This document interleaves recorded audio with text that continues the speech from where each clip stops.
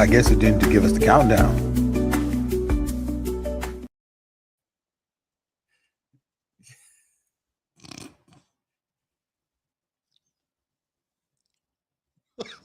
Nerds and geeks, hold on to your seats. What, Tawala, you're delayed, I think. Frozen. Nerds and geeks back at it again. It is the legendary of treats for you. Okay. You. We got a bunch of shit for you. We've got Mandalorian. We've got The Boys, and we got other stuff. Yeah, Tawala's dial-up modem. King 300 baud. Tawala Sharp in the building. Not baud. Join. Dr. Liz frozen. Is she mute? No, you are my friend. I'm not frozen. Oh, so it's just me. You're frozen. So it's just me. Tawala, let it go. All right. Let it go. Go audio.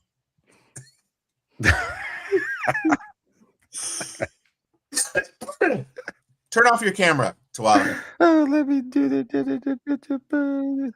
I am going to. Yeah. Oh, okay. And then we go. There we go. Okay. All right. Okay, so at least we can hear me. All right, yeah. Fuck. Yeah. Dr. Liz from the freeway. Twitch Master Ryan McBain. How you doing, good sir? Yay. Tom is talking Cunningham. BB. And my brother from another mother, the one and only Mr. Mo Kelly. What's upper? What's upper is we were treated this past weekend to 5 episodes of the series Mandalorian crammed into a on-screen presentation, which they try to call a movie. And it started off pretty good. It started off like, hey, this is the Mandalorian series. And it looks like it was shot for television. It doesn't actually look like it was shot for the big screen, even though it's bigger and it's louder, but it still looked like television quality filming. That aside, I'm not mad at that because I like the series. I just felt like, okay, cool. I'm watching the series on the screen.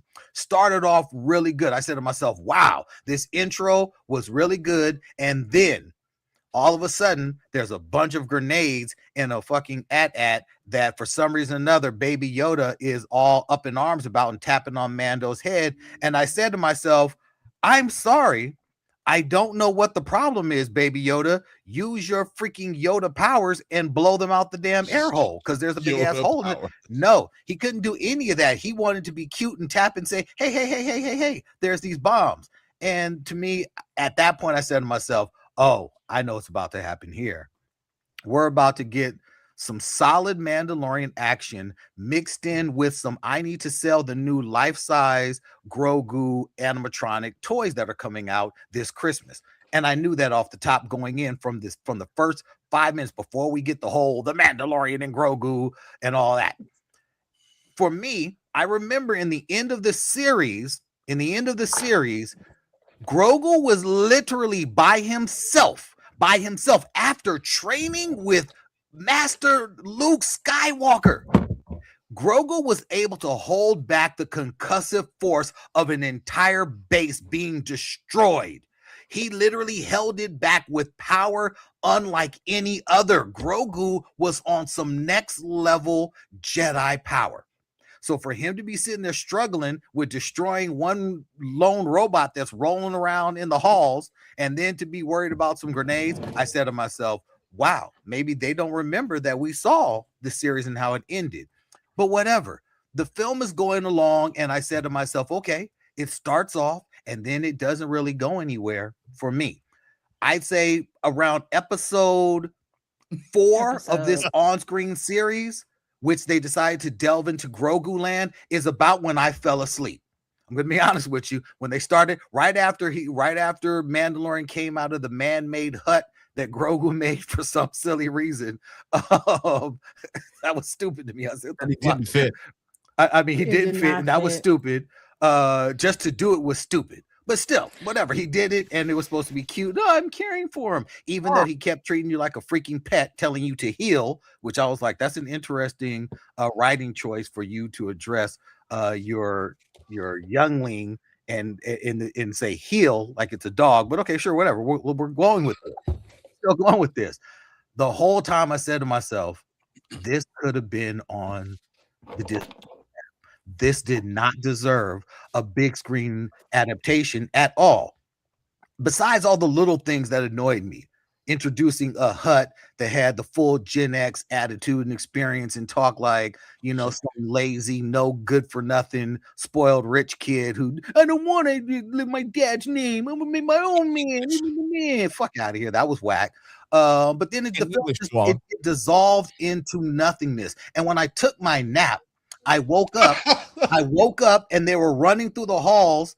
Rota the Hut was scurrying through the halls and they were shooting at robots, and then they jumped out of a damn hole that they blew in the wall. X-Wings destroyed the base, and I said to myself, okay, so the villains died somewhere in this melange of madness that was happening. And I said to myself, I don't even care. I asked Mo, I said, Mo, I missed what happened to the bad guys. He said they died in the most stupid way. And I said, oh, okay, cool. I can dig that, because this film was about nothing. This film didn't change the story. This film didn't advance anything. This film didn't take us into another realm of Star Wars. It didn't do anything. This film was just like, hey, we're putting this on the big screen in time for Christmas to sell toys. And I can say I was disappointed because I liked the series. I thought I was going to see more. I saw a lot of the same. It was just another job for Mando. It was just another job. There weren't any stakes. Sigourney Weaver didn't really matter. No, nothing mattered. Nothing that they did actually mattered. They may have rooted out some evil huts, but I'm like, aren't the huts just within their criminal empire already? Well, evil? not anymore. Well, they made it like they were in league with the Empire. Yeah. And they made it look like that this Mando had to do this mission to stop the rise of the Empire once again, when it had nothing to do with that. There were no stakes. It was a job. Then Mando reneged on the job. And then he's an asshole for reneging on the job. And they were mad at Mando. But it didn't mean anything. Stuff. Yeah. It would have been cool on TV. We sell merchandise. I'm not watching any of that. I'm waiting for it to hit Disney Plus. I don't trust Disney Star Wars. They've already broken my heart. We've been over this ad nauseum. Fuck them. I'm gonna wait for it to hit Disney Plus. Look, it's not that bad. Okay, but you're a casual Star Wars fan. I'm a diehard. It's not gonna work for me. All I will say is that there were pieces of this film that followed a lot of the standard Star Wars tropes, but they did it in a way unlike The Force Awakens, where they basically tried to entirely recreate every aspect of A New Hope, up to the fact that they had a bigger, better, more destroyery Death Star. So having the choice of giving me big monsters, giving me a pod race / jungle of the Last Jedi race. Mm-hmm. Yeah, there you go. Endor. So when you have those sorts of tropes together and you've got starship stuff, you've got the warp factor, hyper speed, all of that. You had all of these little sequences. You had cute little aliens. You had Martin Scorsese for some reason as an alien. No, we had Martin Scorsese to slap us all in the face because of his nonstop disrespect of nerd and superhero films. For him to then take a major dude, I want to walk out of the effing theater. I was so mad at that. So all I will say is that I appreciated that it was a more contained story.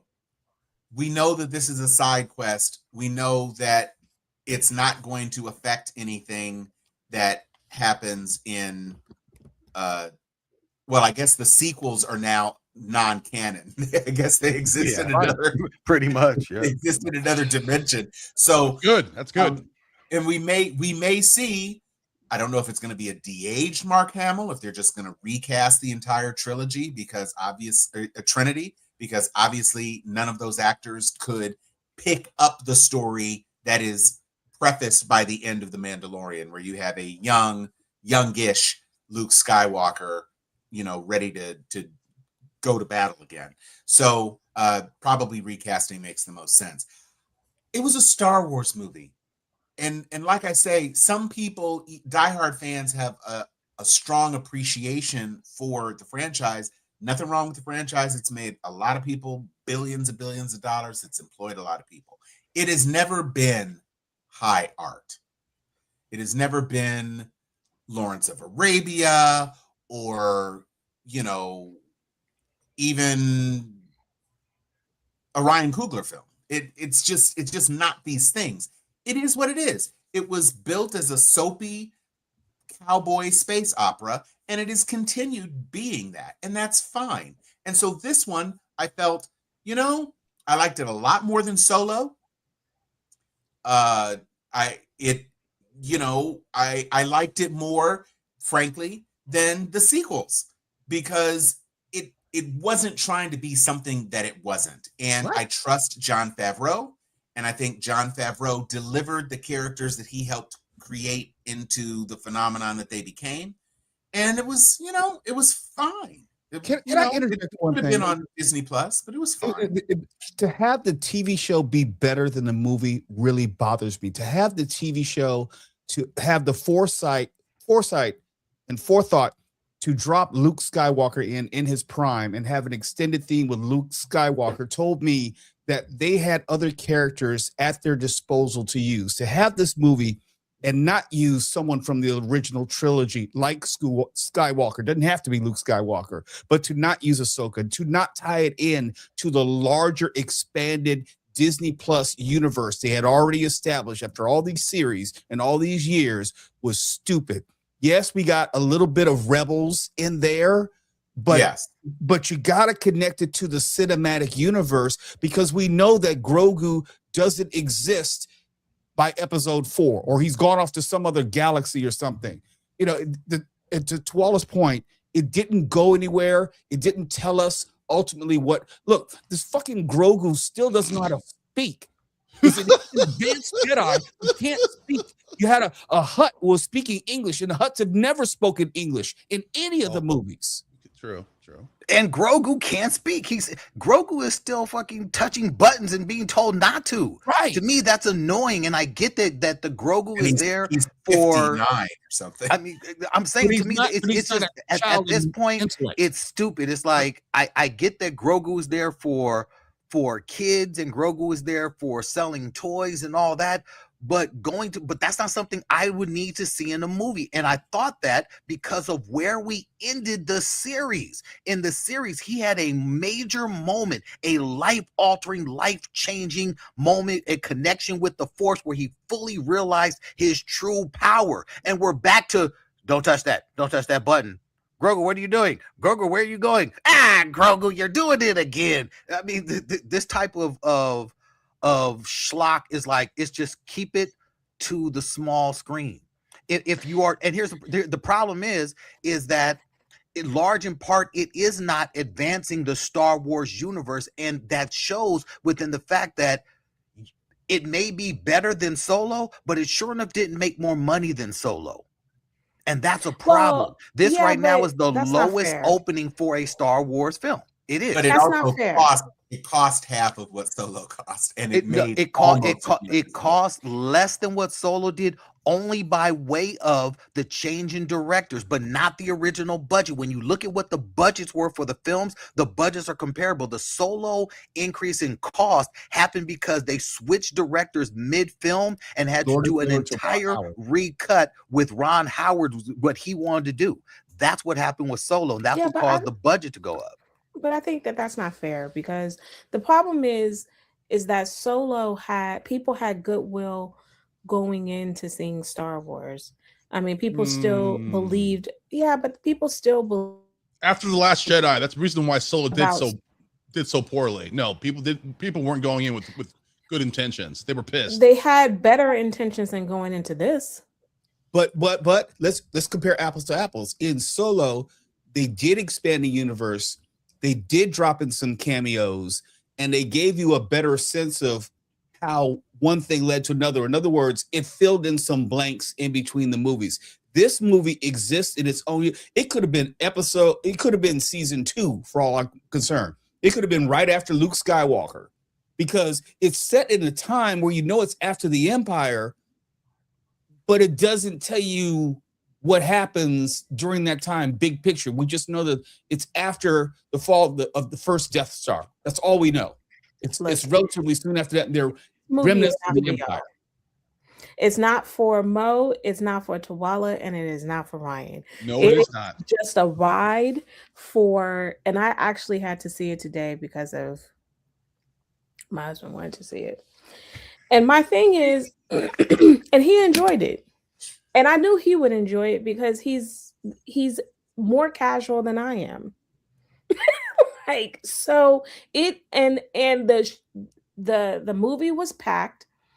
And I will say that it is visually pleasing. I saw it in Dolby and I saw it in regular. I think that it is visually pleasing to sit and watch them. I think he did a very good job at the flight scenes. That's what I like the most. The visual pleasing and making me feel like I was in the cockpit and flying around. I thought that was really cool. I love the music choice. And that's all I got. I don't understand, but the kids in my movie today went bananas, and the people, every time they saw Grogu on stage, on thing. I mean, he's now more popular in my opinion than the Mandalorian. Like people were laughing every little second about every little thing he did. You're hearing the laughter, you're hearing the ahs, you're hearing that is what Star Wars has now been reduced to. And everything you're saying, Dr. Liz, is exactly why the Star Wars franchise is not going to go anywhere. You've totally abandoned your base. Got that. You've abandoned the base. They were absolutely trying to do that with the way that they mistreated and bastardized the reunion that we should have had. We should have had a reunion with the race series, and we didn't get that. And so you not only screw us with that, then you give us some hints of greatness, some hints of greatness with the Mandalorian. There were some moments in the Mandalorian that were like, oh my God, if you don't get this little thing off the screen, because we wanted to see the Mandalorian kicking ass, and we saw the Mandalorian punching people. You know, he shot nameless stormtroopers, but when it really came down to it, he was a much more tame Mandalorian. He was beating people up. There was no killing of people, he was killing creatures and he was shooting stormtroopers. That's kind of like, man, dude, what kind of a bounty hunter are you? I thought you're supposed to be bloodthirsty and going after. No, he was more like, it was more like, well, I don't want to do it because I got the kid with me and I don't want the kid to see this violence or something. No. He was getting his ass handled a lot too. And he was getting beat up a lot. They did the whole thing with the removing the helmet again, and we've already established that that's a tribal thing within the Mandalorians. Also, why they keep calling him Mando. That's weird because all the other Mandalorians have names. Bo-Katan has an actual name. She is a Mandalorian. Her name is Bo-Katan. So why does he keep getting called Mando? Like that's because it's for the casuals, I guess. That's why. But yeah, I'm sure. Yep, that has to be it because this is for the kids. I saw so many toys going inside of the theater. Everybody is not everybody, but a great deal of people are coming to the theater with their Grogu toys. See McBain. I have so many problems with the movie, but I don't want to nitpick, but I'm going to say that this is what it's for. Okay. All I will say is there were lots of people, which I would say are probably either millennials or Gen Zers, in a lot of Star Wars crap. So, I don't have a strong enough opinion about, loyalty, fealty to the original vision, whatever. Because let's be clear, by Return of the Jedi, all them damn Ewoks were a bajillion Grogus. And try to say I'm lying. He had already jumped the shark into commercialism by the time we got to Return of the Jedi. You had Star Wars, which was fresh and light and new. You had Empire Strikes Back, which was epic and dramatic and dark. Weren't selling no Empire toys. And then you picked it all up. And ever since, you've had fuzzy little cutesy little things that help to drive merchandise. And so whatever, do your thing. This is commerce. It's never been high art. And so I can understand. I don't feel that we learned as much in, a backstory or news story in Solo as we did in Rogue One. Rogue One answered the existential question of why was it so easy for them to blow up this big ass thing. And here's another parallel. You even had that same scanner targeting the palace. You had the exact same shit. So to me, Rogue One gave us a lot of backstory. Solo gave us Don Glover as Calrissian. That's all you got. That was, who cares about Daenerys Targaryen, who never appeared after because Solo was such a failure? Nobody cared about any of that stuff. I thought Glover was great. I thought he was a good. And, you got the parsec joke.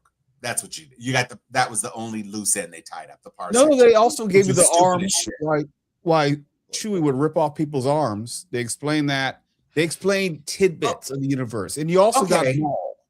Glover was good. Solo is not a watchable film, a rewatchable. Glover was okay. It is a one and done. But Billy D. Williams, man, you're trying to be Billy D. Williams. You can't capture that smoothness of Billy D. We have to, moving past all that, though, moving past Solo, where we were right now with Star Wars, where we are right now, after those failed films, they decided to go hard in the paint on the app, which is why they gave us Mandalorian, which created this fervor and this renewed interest in Star Wars. The interest in Star Wars wasn't because of the prequels. The renewed interest in fandom is because of the Mandalorian and Grogu. And then shit got real when you gave us Andor. When you gave us Andor, it was like, oh, so you can tell stories for adults. You actually have the ability to do it. And though they may have ended on a light note with the Mandalorian, they still kept that series pretty gritty.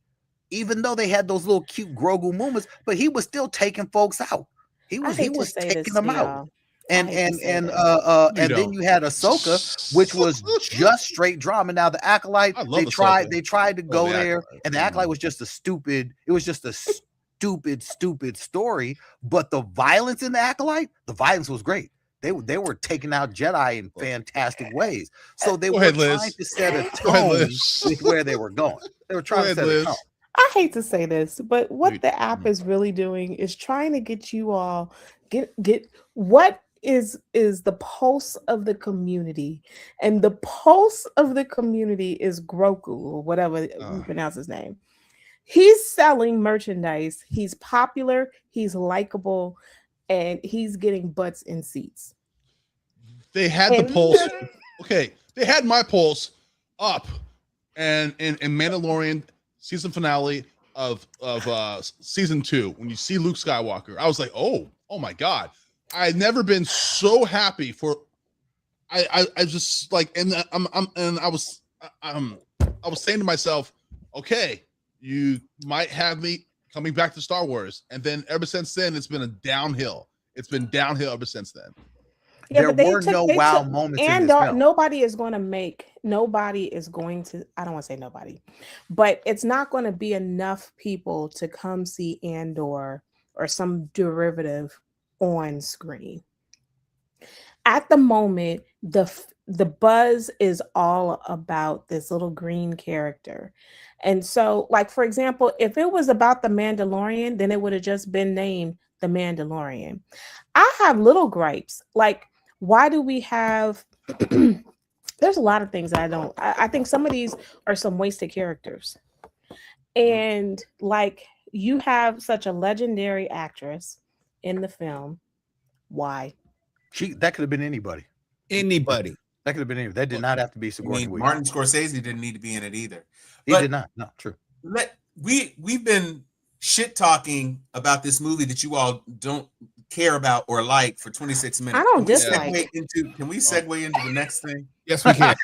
Yes, we I don't can. dislike. It's not bad. We can segue For casuals, into the boys. WTF, man. WTF. WTF, the boys.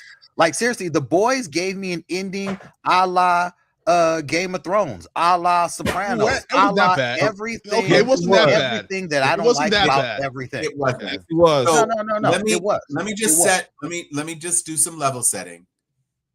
In the comic book, Homelander gets taken out almost exactly like he was taken out in the show, with a crowbar to the head. Now, granted, That doesn't bother me. huh? That doesn't bother me. It's not how No. I'm doing some level setting. Also, Butcher gets killed by Huey Yes. with a different weapon, but in a very similar circumstance, not about the compound V or anything like that. It was, Butcher was just an irredeemable asshole. And so there was that. So a lot of stuff had changed well before we got to season 5, period. But as far as a resolution, I know that there's a contingency of folks, because of the dark tone, kind of envisioned Homelander actually coming out on top, maybe. Or they wanted a really bleak ending where Homelander actually does, just start mass murdering people. Who wanted that?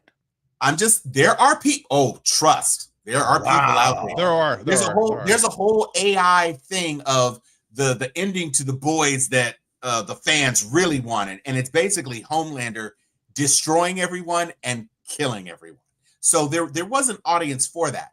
I, on the other hand, wanted Joffrey Baratheon dead, and I wanted it to be bloody, and I wanted it to be shameful. And I didn't anticipate that it would be televised, but I was completely fine with it. My biggest gripes with the finale are that you completely played Marie Moreau way off to the side. That was just really stupid. She's the only person who straight up killed a V1 soup under her own power.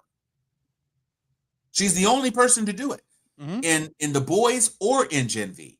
And she killed one of the most powerful soups, a soup who, were he alive, could absolutely control Homelander, because that was his power, to absolutely control people. And so the problem with that is that you built up 2 seasons of a great show, which brought in a whole new audience to the show. You forced us to watch Gen V, and then what you do, you have a crew with 2 humans, 3 humans, or no, 2 humans by the time we got to end. Starlighter, who wasn't shit, and then Kimiko. No, it was still 3. It was Huey and Mother's Milk and Frenchie. Oh, and no, Butcher had his power still. Frenchie is not Butcher. No. By the time we get to where Gen V is there, Frenchie's dead. You just had Huey, you had Mother's Milk, Starlighter, and Butcher. Yeah. And what you do is you tell the 2 most powerful people that you have contact with. You get you get Marie Moreau, and you get the trans superhero, and you tell both of them, hey, here's what we need you 2 to do. Even though both of you are more powerful than Starlighter, really and truly, both of you are more powerful than damn Butcher. What we want you to do, we want you to get into a van and drive to Canada. because that's what we're going to do to everyone who watched Gen V. We're going to give you nothing. And then we're going to give you a death of Butcher, which was fine. I'm not mad at the death of Butcher. My anger comes from the fact that it didn't end there. You had to give us 20 more minutes of nothing where they tra-la-la-la-la into just, hey, it's all good. I'm eating croissants in France, where we're raising a baby in a computer store, and for some reason or other, Butcher or Mother's Milk is raising Homelander's kid. Where that connection came from, who knows? Because they didn't know each other while he was growing up. Ryan and Mother's Milk weren't connected. That type of shit was stupid. The connection was that Soldier Boy killed Mother's Milk's family, and Ryan is Soldier Boy's grandson, and he hated Homelander, so it was just like he was the only father figure in the group. And so now he's Ryan's Milk now. That's his name. Ryan Milk is crazy. The Ryan's Milk ending is bad. All of those. I didn't say it was good. You just said there was no connection. I was just outlining the connection. Listen. It was not. Game of Thrones was awful because we had all of those seasons of Daenerys Targaryen being the princess and the queen of the poor and oppressed. And because her tight girlfriend got killed, she just went apeshit and burned all of King's Landing. And nobody wanted that. Everybody wanted her and Jon Snow to be together and be king and queen on the thing. That's all anybody wanted of Game of Thrones. To be fair, though, Tom, she was fine, though. I mean, I didn't say she wasn't fine. She was crazy as hell. And nobody wanted that shit. So, and then even with Stranger Things, I didn't have as many problems with Stranger Things as a lot of people did on the finale. But what I will say is them defeating that humongous creature on its own territory, just the 8 of them, with one person who had superpowers, that was some bullshit. And that's equitable to you sending Marie Moreau off to La La Land in Canada. Be an Uber driver, yeah. Okay. I don't know what I am under the impression, because this is what the guy said, the creator said, that we are going to see these characters in Vought Rising, which means maybe there's going to be some time jumping, or they're going to kind of like split the story, have every other episode be in the same time zone, and you're also going to continue to tell the story. It was a missed opportunity. It was a damn shame. You should have had her. She didn't need to be the person to kill him. But when you need to protect Kimiko, because she's the blaster. Yep. You need to restrain Homelander. And that's what Butcher was there for. And then eventually Ryan was there for it as well. You could have used Marie Moreau. Yes. Yes. You just could have, and you should have. Period. She didn't have to be the person but you needed as many bodies as you could in that room. I have a question. Yes. What was going to Canada supposed to do? How was that supposed to protect them if the virus was let loose and in theory would have killed soups all around the world? Yes. Not only that, Homelander does not respect borders. It's not like going to Canada was going to save those people. They were not believers to take those people with them. It had nothing to do with the virus or anything, and they didn't really know the Butcher was going to use that anyway. I mean, they weren't going to Canada to go like, oh, you need to get to Canada because the virus is out there. They were taking those people to Canada to save those people. They were in Canada, or them being on that barn where they were. It doesn't matter. If Butcher wanted to find them, he had the Sykes to find them. Going to Canada didn't mean anything. That's not going to protect those people, and it was a stupid waste of a story setup. If the ending of a show is bad, for me, the whole show is bad because everything led up to a bad ending. So it left a bad taste in my mouth. So for me, it's a bad show because of that. I guess from one perspective, and this is the only, because they didn't articulate it, and I'm not a big advocate of putting script into creators' keyboards. You could make an argument that Marie was a failsafe, and that if the mission wasn't successful, then you had Marie as a potential backup. Now, That doesn't make as much sense as using her full capabilities and trying to bring the mission to a head. But at least say that then. No. Absolutely. I don't think they knew her full potential. I think that was kind of like just in the Gen V universe that she was. But the two people that you, I mean, at first it was just one, and then it was two that you had from Gen V, all of whom had been fully manipulated by Marie and were in the room when she killed Godolphin. That was just the writers deciding they didn't want to deal with it because they let Starlight say that bullshit, and Marie said, "How many V1 suits have you killed, bitch?" Yeah. Or just hold up her hand and rack Starlight with pain. So they just chose they didn't want her on the board, and so they moved her off the board. At the end of the day, if Homelander had survived and won, yes, it would have clearly been a miscalculation. But you got Ryan helping, you got Butcher helping, and ultimately he got depowered. And after he got depowered, because this is what we were waiting for. Yes. Yeah. This is what we were waiting for. With him first squinting and realizing that the lasers weren't coming out. Oh man, and that smirk, that Butcher gave him. Got your ass. And then he did that stupid ass launch thing. It's hilarious. And it just didn't work. And he was like, "Oh damn!" And then as he was getting his ass beat, you see the many layers of degradation that Homelander experiences. Oh God! First, it's like, "I'll make somebody look like Becca. I'll give you control of Vought. I'll make somebody look like Becca." And then about 6, 7, 2 pieces to the face when he's on the floor, man, I'll suck your D. I'll eat shit. I was like, yeah. I was completely here for it. I'm sorry. I got two things. On this one. Two things, okay. That one is kind of a question.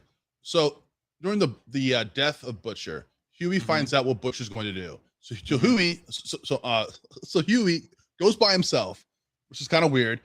He doesn't tell anybody else. He just goes there by himself. Butcher's waiting for him. Okay, I'm like, okay, you could have used the virus in there, but then he explains it as I have to wait for the other soups to get into the building. Okay, so then Huey gets his ass beat by Butcher, which was hilarious because I hate fucking Huey, and Butcher has the trigger. The trigger or whatever, and he's about to use it, and then he sees his brother, which makes no sense because it's just a trigger for the virus. It's not a gun or anything.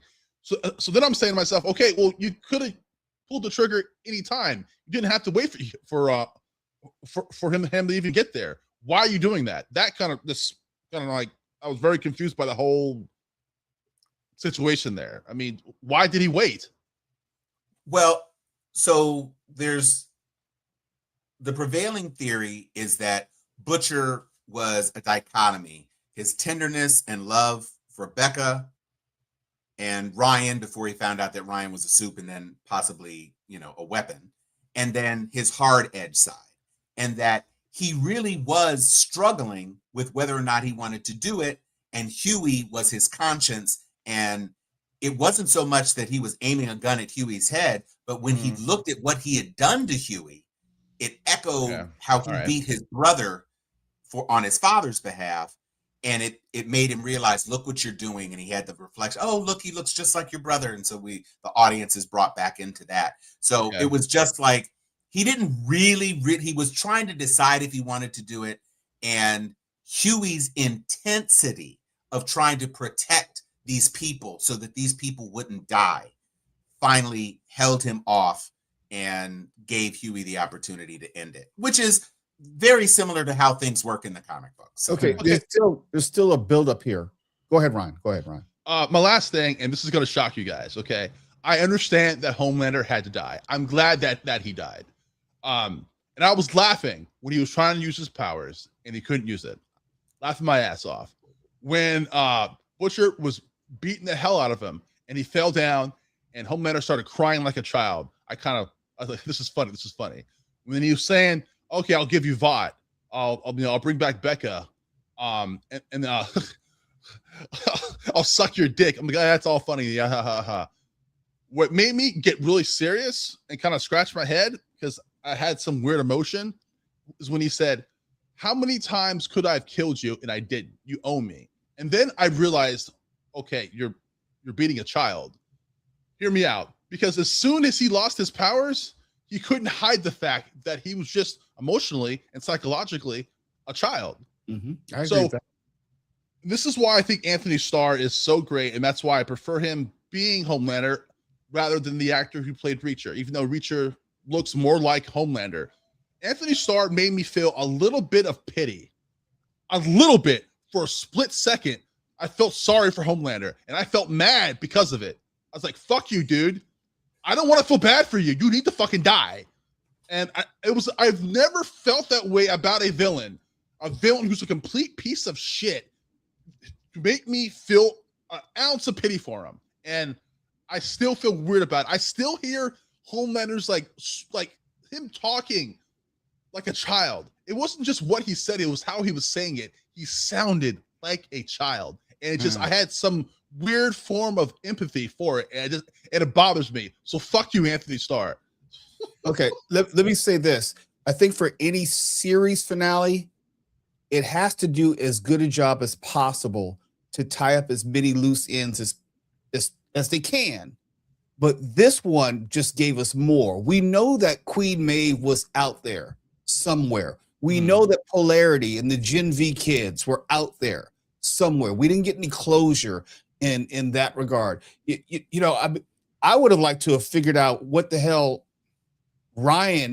how Ryan ended up with Mother's Milk. I know we've talked about it, but you have to explain that to me, because there was no connection there, and it just didn't make sense. It made sense.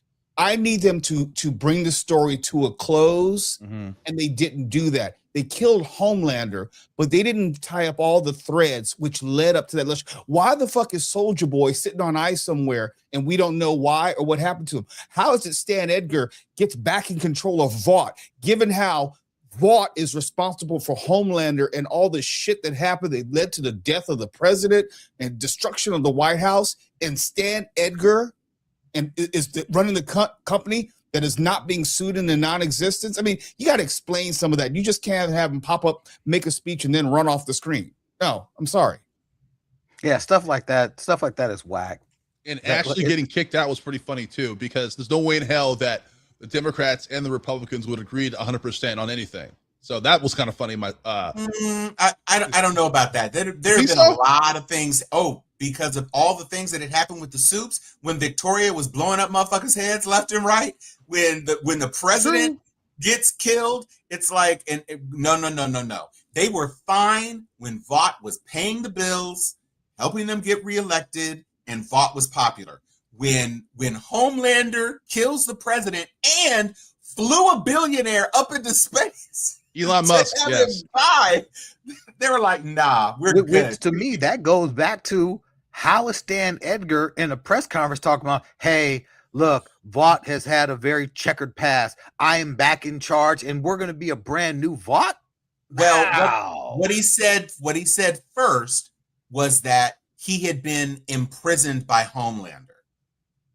So he was throwing all of these decisions and all of these consequences that changed the perception of what Vought was. Remember, before The Boys, Vought was Disney plus Amazon plus Best Buy plus CNN. They were everything to everyone. And when the soups were TV stars and movie stars, there was not a problem. It was only when we kick off with the first season of The Boys, when we see that Homelander has this crisis and he's actually becoming more psychotic and twisted and all of these other things. Most of these things were behind the scenes. And by the time we get to season 5 and Homelander had basically scared half the population, people were willing to believe anything. They showed a video of him killing people on the plane and they said it was AI. And some people bought it.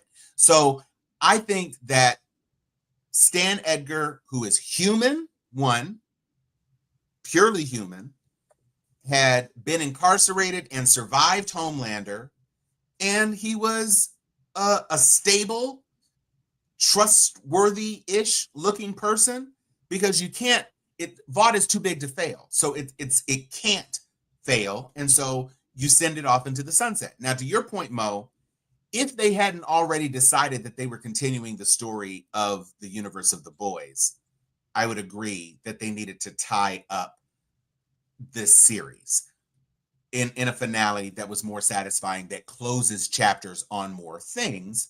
But it's pretty clear that if Vought Rising does reasonable numbers, better than Gen V numbers, then they're going to try to keep this going.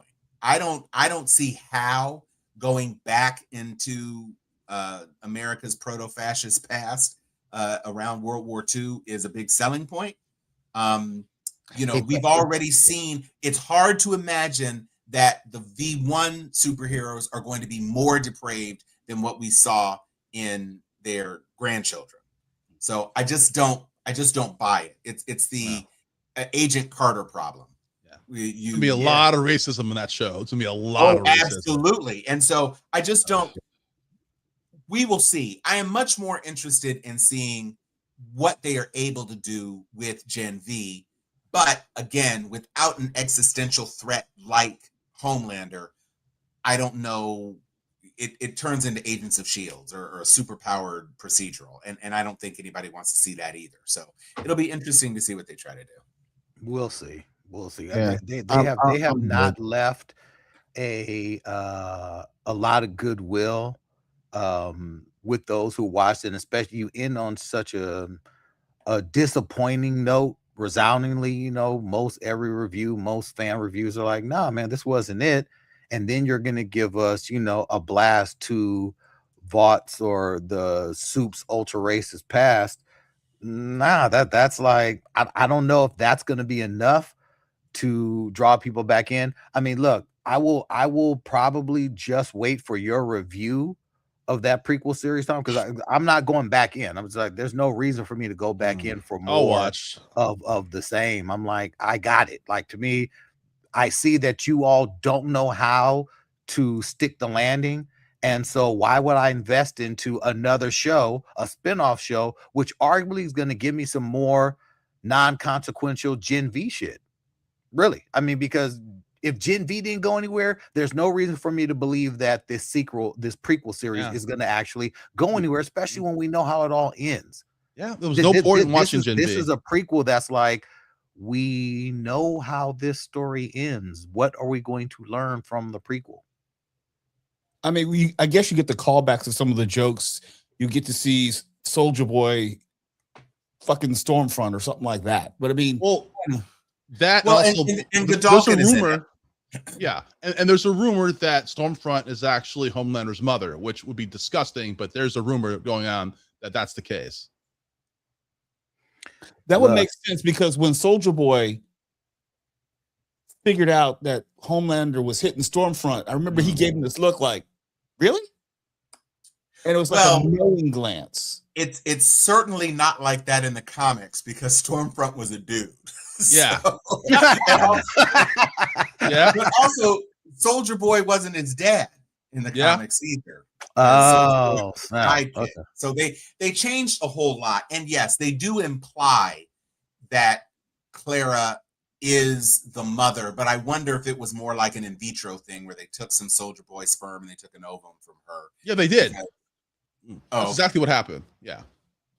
Okay. And so they did a bunch of experiments and finally got a Homelander out of it. But yeah, so. I'm hoping for a time jump in Vought Rising, because like if it just stays in that time period, we're gonna hear racial slurs that we haven't heard since 1911 or some shit like that. It's gonna be some fucking weird ass. Like, damn, who the hell talks like that anymore?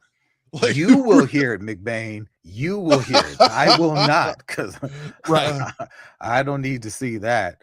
Well, Tom what and else I have will we seen though? Tom and I will both suffer for all of you. Okay. I mean, it's 2027, so we've got a while. We've got some time. Fantastic. What else we watching? What's on your screen, Dr. Liz? Well, Apple Plus. Since you mention it. Yes. I did watch Widow's Bay, and it is still, the season's not over. And when I tell you I am hooked, it is a combination. Well, I don't know what it's like. I can't even help you, but I will say that the people who did Parks and Rec is the same writers of this, but throw a little suspense and horror in it, and so you're laughing, you're jump scare. So it's and it has like very dry humor, so that's really interesting.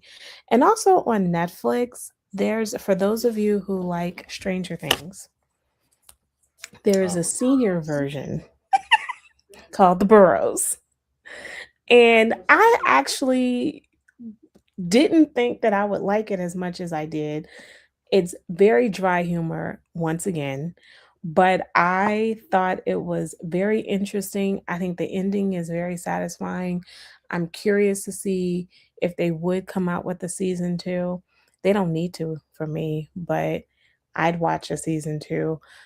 So, those are my two little things, but I did watch the other things at the movies. By the way, I do think that my conspiracy theory that I did not share with you guys last week is I do think that there is some embezzlement, money laundering going on when it comes to some of these movies that are in the theaters, like In the Gray. You'll have to explain that to folks because maybe not everyone understands that. Because because nobody saw it, so you definitely have to nobody nobody sees it's not just that, it's another one, Deep Water. So if you're watching these films, as soon as they come on, it's like a bazillion, I wouldn't say a bazillion, I'll say about 4 to 6 international investors in these films. Yep. And it really makes, and then there's no justification as to why they're in theaters. I can name some stuff that's online on Netflix, Apple TV that could be in theaters that's better quality, even though it's still good for streaming. There's no reason why these things are in theaters at all. In the Gray definitely Except should have been on streaming. That's a streaming movie, and it wouldn't even be a good streaming movie. it isn't, because there's no middle, there's no beginning, and there's no end. Yeah, And it just and it's happens. copied off of every other movie that you Guy have Ritchie ever movie. Yep. Yep. Yeah, but I mean it's It's a not Guy Ritchie copy at his and best, paste. though. And then also Deep Water, I was more offended at Deep Water than In the Gray, because Deep Water is like a terrible Jaws movie. It is a terrible Jaws that is in the middle of, it's about a plane that gets put down in the China Sea. First of all, the plane is literally falling apart anyway. You shouldn't have got on the plane in the first place. It falls apart.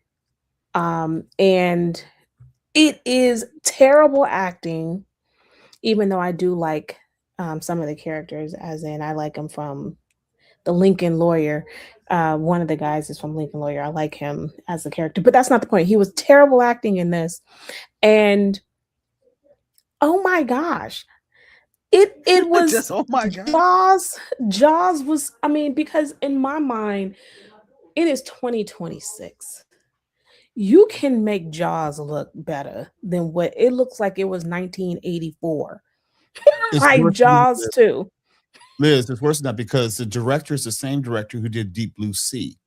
So you would think that director would have had a better understanding of how to do just a shark movie, and to regret 20 years later just doesn't make any sense. But I wanted you to explain the whole idea of how the money laundering works, because not everyone may not understand how the business works. If you won't, I will. You go for it. Because I believe it. I don't believe that they're serious films. I believe that they have, people need to put this on the IDM. They're just throwing money out, and they anticipate a loss, because this is insane. If you have like a $50 million budget, that money has to go somewhere. They're spending that $50 million, knowing good and damn well that they probably won't get any return on that investment. So they may pay the director $5 million. They may pay the actors $15 million, but the rest is quote unquote marketing and promotion, which kind of just goes out into the ether.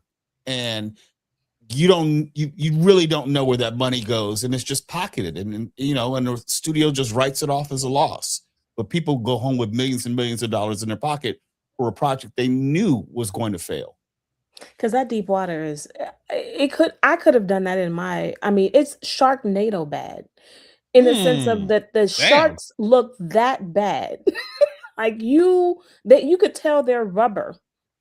Like it's that terrible of a shark. Not rubber suit sharks. Okay. No. Right.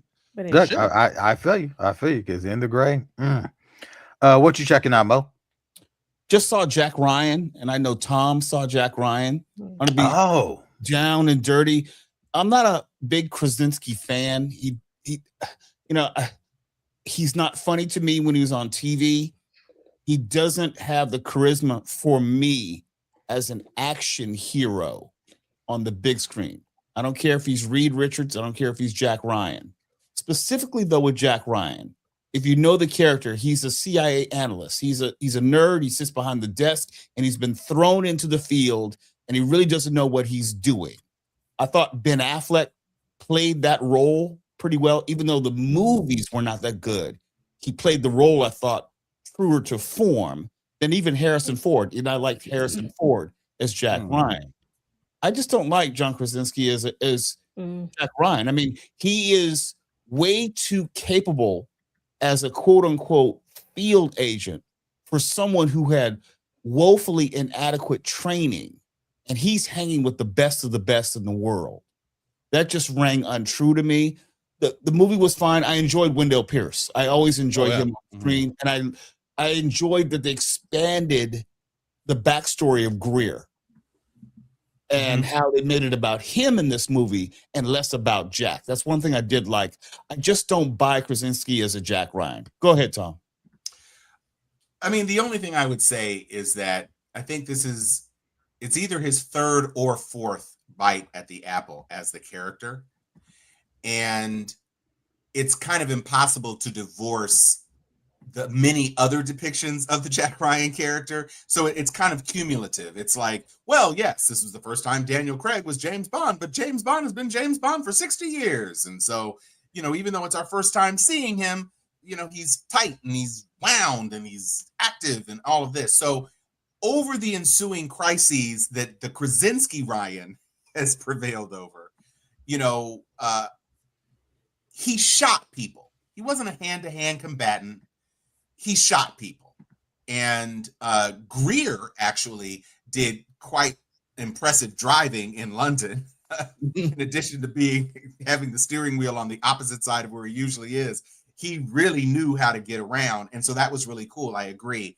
It was kind of a Sam Jackson as Nick Fury moment in that thing. So I agree. It was a wise decision to focus on Greer. You got rid of what I felt was a slightly unbelievable line of succession at the CIA as of the last movie. So you kind of tidied that up, and you had yes, correct. And you had an antagonist who was icy cold and efficient, and you could believe that he's a pretty stock Bond villain type guy. He was really good in Hijacked the first season too. He was good in Hijacked as well, and he's done a bunch of. Well, he was in both seasons of Hijacked, but he's done a bunch of these kind of very taciturn Brits who's either the great cop or a solid villain type person. So that was good. You had Naomi Watts in there, bringing a little extra star power and no sexual chemistry. They wisely chose to keep away from that. But again, I've liked it when Jack saved the world the last two times, so I was willing to go with it on this time as well. And like I said, he's not a hand-to-hand combatant. He was shooting, and he was, as an analyst, he got the clue, the big clue, and he was running the op, juggling between Greer and the computer hacker dude. And so, as far as that goes, I bought that. He's a smart guy. He was always preternaturally smart with super insight. And so I bought it. I was fine with it. I saw I Love Boosters, and all I will say about that is if you are not a fan of the very heavy-handed socio-political template that Boots lays over his features, and you are completely down for a gonzo movie experience that is absurdist, but also very political. It's a bright movie. Keke Palmer is really good. Keke Palmer is a great actor. I enjoy her work. And you had a couple of other sisters. The chick from Zora was in there. What is the girl from Blink Twice was also a co-star. And it's just, I don't know if Boots Riley's movies are for me. It's very it just breaks down to that. Yeah. Okay. I will but what I will say for Ryan's part, it is the most dramatic depiction of cunnilingus I have ever seen committed to film. Excuse me? That's fair. Why am I bringing what me? What? Wait, so there was some munching on the muffin? Yes. Listen, yes. And if you saw Sorry to Bother You, where it completely went off the rails in the third act, with the mutagenic cocaine and what happens with the mutagenic cocaine, this was similar. I was like, oh, okay, we're getting it in the first act this time. Okay. It's so absurd. It is so hilarious though. I laughed a lot. How about the soundtrack though, Tom? Like I love the music throughout the entire film. No, the music was solid and there were laughs. I'm not saying there weren't laughs, but there's like this was like Spike Jonze on steroids. That's fair.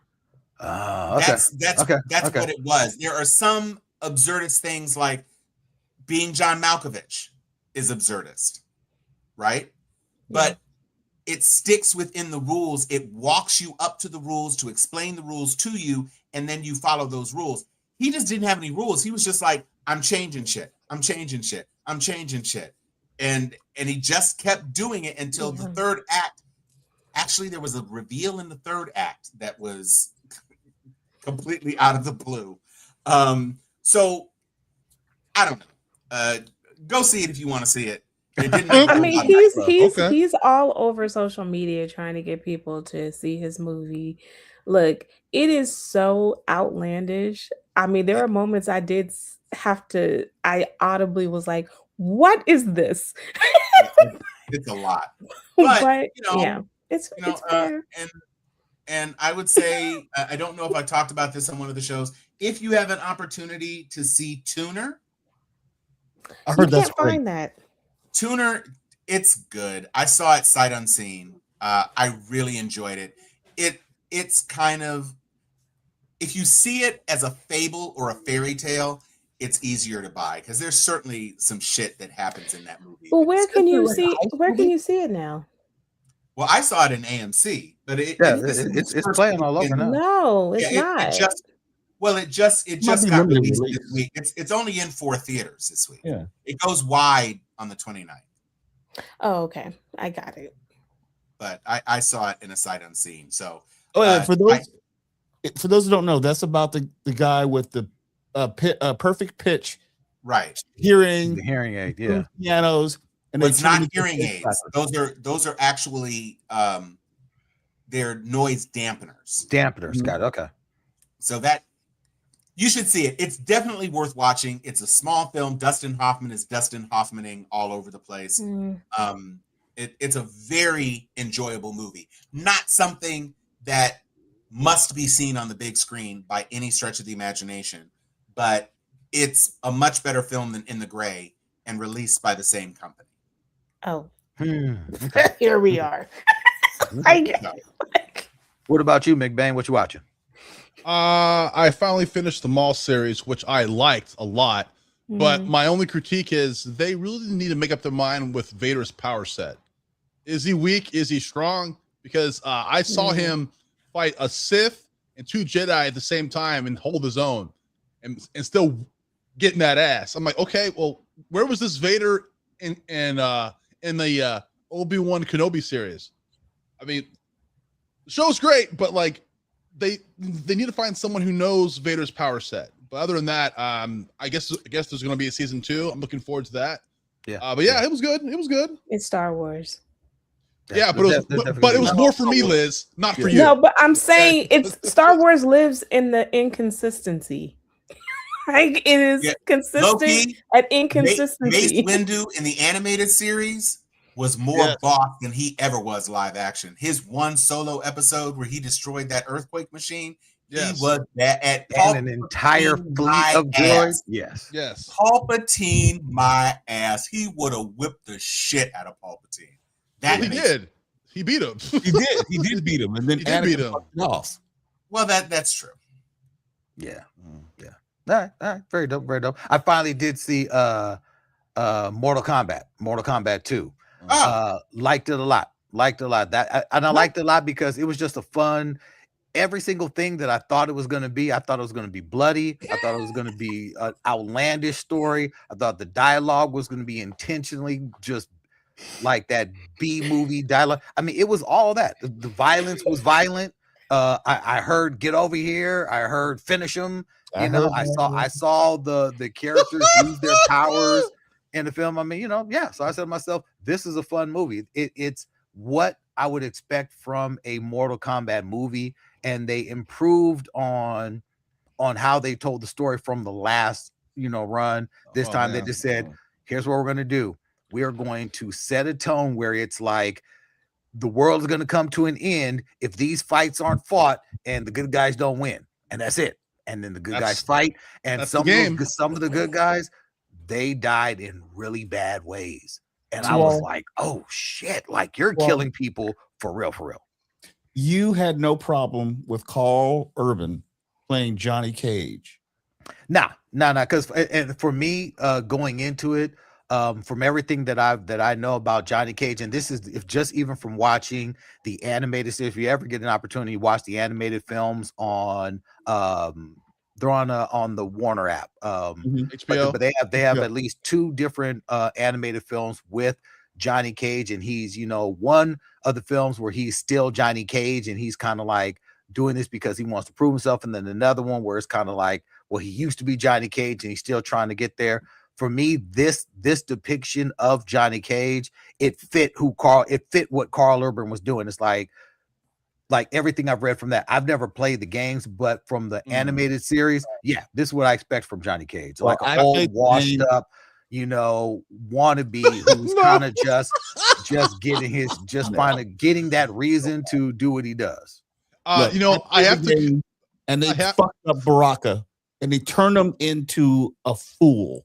Ryan, the game. Talk about that. Yeah, so Baraka's a badass. He's a psychopath. He's not like a buddy. I know they've turned him into like some. They turned him into Drax in Mortal Kombat 2. Some buddy cop thing with Johnny Cage. That's fair. But I've seen some scenes because I've been trying to get like a bootleg copy. Yes, I am trying to do that. I've seen some scenes of, and what I've seen, I might be able to help you with that. Okay, I've seen some scenes, and I'm like, you know what? It's all right. It's all right. It's a lot better than the first movie from what I've seen. So I might have to check this out. Wait, the first is in like 1990s or the more recent iteration? No, he's talking about one. More recent one. Yeah, because I like the 1995 one. Oh, same here. It's nostalgia, baby. And the fights were spectacular in the 1995 movie. Yeah, it's better. Look, this film is not going to win anything but a Razzie. All right, so I don't think it's that bad. No. To win a Razzie. And again, I mean, for me, this isn't gonna. I mean, maybe an MTV award if they still do that, but this is not a film that's made for awards. It's not a highbrow drama. This isn't Shakespeare in the Park. This is a video game put on the screen. They said, let's make it rated R so we can cut folks in half. We can say the word fuck a lot. and we can put hammers through people's throats, and it was great. It was gruesome. I was like, yeah, that's cool. That's cool. Yeah, it didn't make any money. No. Now, to me, To it looks Liz's like point, this may be a laundering. okay. To me, it looks like a movie that's so bad it's good, which is I'm cool with that. Hey, yeah, you know what, McBain? Yeah. It's like one of those like, oh man, this is I so played the video game, ridiculous. so I like it.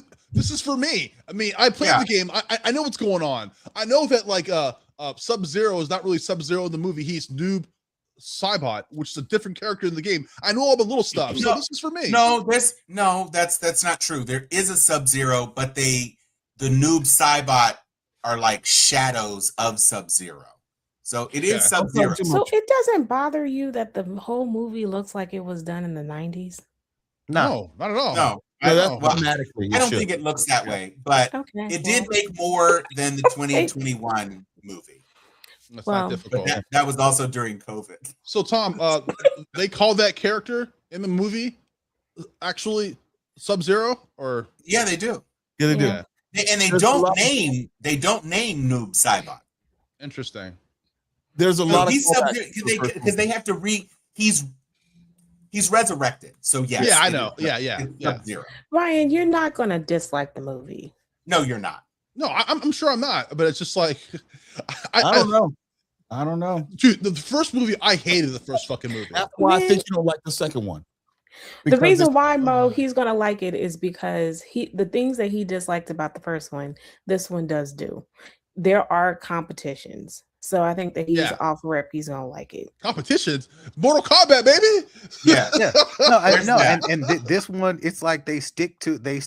I felt like I was watching someone play a video game. Like, okay, it's in story mode. All of a sudden, two people disappear, and then they end up somewhere else, and then they fight to the death. That's what it was all about. It just looks so antiquated.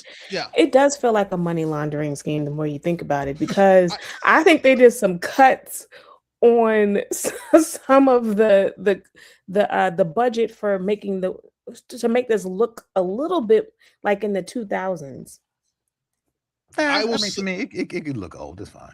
I will say this as well. Exactly, money laundering. From what I've seen, how they shoot it, like both characters are looking at each other and then they pan away, and right before they're about to fight, like that's just like the video game. I'm like, okay, dude, somebody gets it. I mean, okay.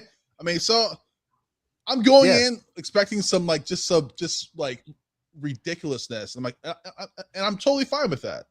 Yeah, I mean, my brother, he been playing the game since the first game. From the stand-up arcade, got to the house, and he's been playing this thing. He said, and he was like, he's like, bro, like this is a movie that was made for people who play the video game, because it's just, it's not a big departure from the game. This one here, he said the last one, like he absolutely hated it because they try to turn a story. They try to make a movie out of something that, it didn't need all that. You just needed people to fight and die and make something about that and try to make this weird story. I'm curious what y'all going to think about Street Fighter, because this is going to be another one of these. Street Fighter was silly in the game formulation. Yeah. Over the top. So the movie, I expected to be the exact same way. Mortal Kombat was a little more serious, a little more gory. I mean, it seemed like there was more of a Mortal Kombat had the parental rating. Street Fighter did. Yeah. And to Liz's point, when she said that Mortal Kombat should be PG-13, well, you're going to get that in Street Fighter. So, yeah. So, good stuff all around. I know. Next week, Tom, are you checking out a scary movie? Oh, absolutely. Okay. Wait. Okay. Is it next week or it's not June? Oh no, it's the week after. It's June 4th. Okay. I will. I have to check that out. There's really no big movie launch this week. I know there's a horror movie. I'm gonna go see Back Rooms though. Yeah. Ooh, it's also based on a game. Yeah. Well, isn't it like creepypasta and then a game? It's I don't know the terminology, but it's I've actually played a lot of those games. It's pretty creepy. So. Yeah, it was an internet kind of meme-y thing that turned into a game. Yeah. Other than that, there's other There's some other other small money stuff, but laundering. it's not till You and your money laundering. the weekend So of funny. the weekend of the 5th there that we get Scary Movie, Master of the Universe, and that's about it. That's gonna bomb. It's think gonna so? bomb. It's gonna bomb. You Yeah. think so? Look, I got tickets to see it, but there is no draw for the No. film as far as stars and as far as the franchise goes. It's not fair. leaning enough into the franchise. Plus, Leto is attached, and Leto being attached to anything, it means it's gonna bomb. I mean, like if you can name me something that Leto led coming out with that was gaining more bucks at the theaters. That's you know? fair. But I It's mean, not Morbius doing was it. good, right? okay. Well, this is what I think. But they are doing a lot of promotion. I mean, they did Masters Oh of yeah, the no, Universe they're is doing a lot. amazing promotion. And my last comment is the popcorn bucket issue. So the popcorn bucket for Master of the Universe is supposed to be amazing. But what I think is really fascinating, and I'm surprised Tom didn't mention it, the popcorn bucket fiasco with Star Wars. First of all, the fact that I can still go get popcorn buckets and it is now day 4, day 5, because they've been available since Wednesday, I think is stunning. But And they're then too number damn 2, expensive. and that's my next issue. They're twice as much as the other promotional popcorn buckets, and then they have an at which is as much as the damn Herbie. So and that doesn't hold hardly no popcorn. At least the Mando helmet looks like it would hold popcorn. And the Grogu thing was cute. I just couldn't spend $50 on it. And then on top So of that, the I got blanket was stuck. $30. The blanket was $30. And it's Right. like, who's buying a blanket for $30? When Super Mario Brothers did it right, because it came as a package deal to where you could get the blanket with the kids meal, and then you'd get all this extra stuff, and all of that was $20. The fact that you think you are going to get me to spend $30 on a blanket, then it's $40 for this helmet. The thing that trips me out is why they had what do you call that the beginning, what instrument was that? Like, what the thing in the beginning of the movie, I guess the ship that they were using as they were crawling through. Yeah, the $80. Okay, so that's $80.80. Yeah. And it's, I don't even know how much popcorn that possibly could hold, because it looked like it couldn't hold anything. And they had regular tins. They had a too. regular popcorn, a metal popcorn tin. And all you had was a blanket for Michael. They could have sold so much stuff if they had believed in it, because Michael is now on pace to beat Bohemian Rhapsody. Yeah.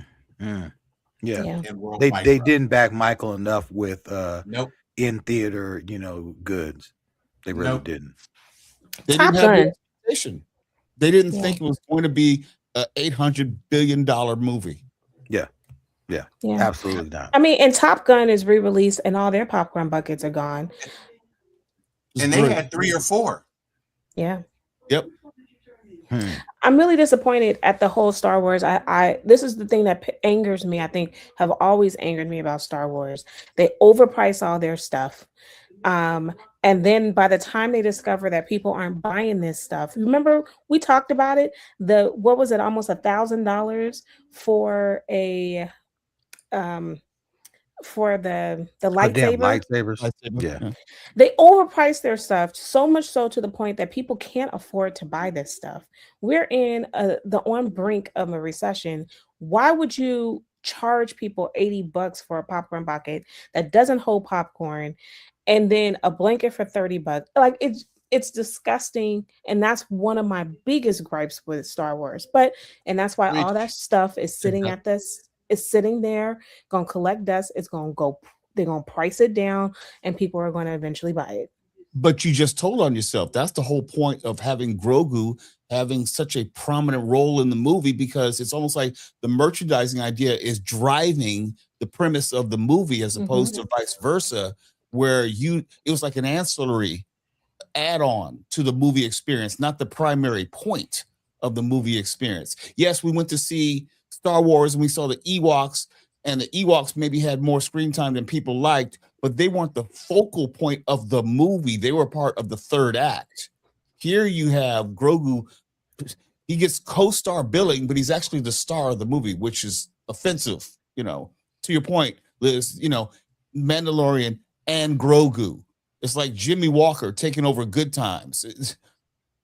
Well, it's interesting. There was an article that that Variety just released, and they were explaining how this film is going to make its money back, and it's not so much in the theaters that they're counting on this film making its money back. They're counting on this film making its money back through merchandise and through the experience, because already at Disneyland, they have now incorporated a Mandalorian and Grogu story into Smuggler's Run. They have put more Grogu dolls and paraphernalia and figures and the like on the shelves in that whole Star Wars land than they have now lightsabers out there or droids. Now it's just Grogu hats, dolls, animatronic things, and all the like, right?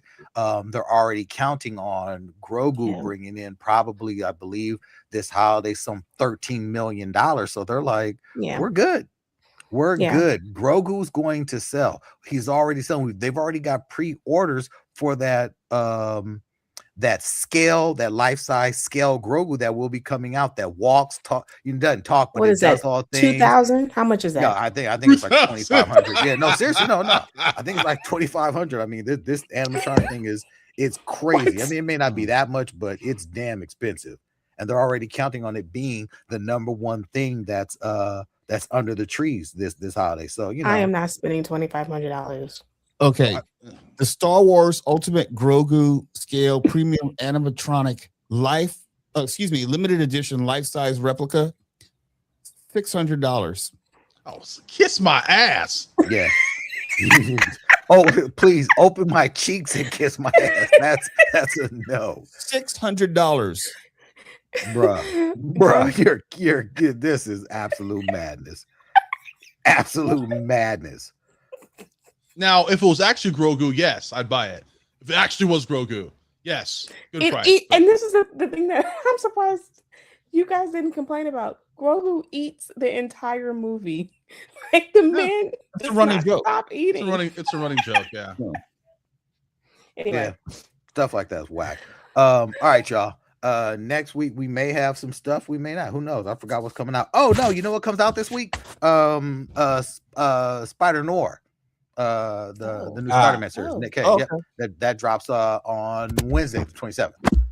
So we get us some new Spider-Man, which that series for me, that series looks good, man. The latest trailer. Yeah. Well, I'm just saying we haven't talked about it this week, so we could talk about it next week since we don't have anything else coming out. Booyah. Movies. There it is. We got Spider Noir and what'd you say, Liz? Well, I'm just saying, like, since we didn't talk about Punisher this week, we could probably talk about Punisher. We talked about it already. Yeah, I know, but it's not over.